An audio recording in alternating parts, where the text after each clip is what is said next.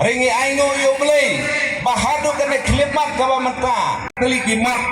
kijura kibana kaliang yo ka asion kalabu apdeng yo ka jingai lenti ka jungi la baban enhance ia ka salari jungi today halor kane kanongrim kaban maka por se ka por ngile haga por mangile ya ka dharna hangte yo ko additional sekitar sitayo ngidon hangto kabang istang no hikayase daki pau telikis nam ngin persangin kau no da ka election commission bahkan pegbenia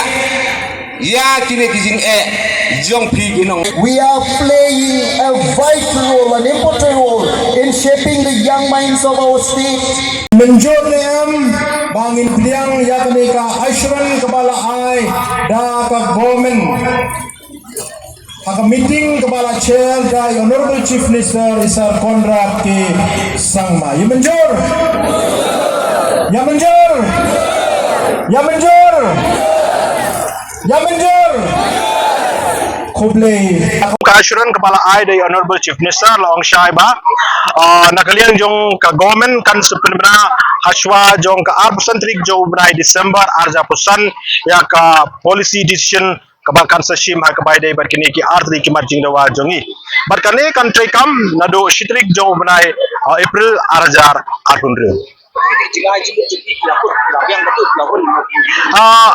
kinsadon sakatu kani kibenta kibanga ginang haban yakren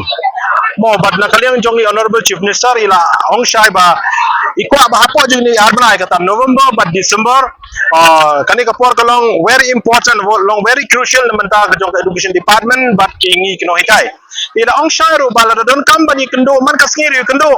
bani yakren ya kani kini kikatu kani kichipen baik padi kwaro ban pendep kulo ya kani la kuno buno hapo jong brai November khnang ba ka government kan yo ban penbra ya ka policy decision jong ka aswa jong ka apusan trik jong brai Desember arajar apusan kabai dai bakani ginang ap ya ka jing betip na kani jong ka education department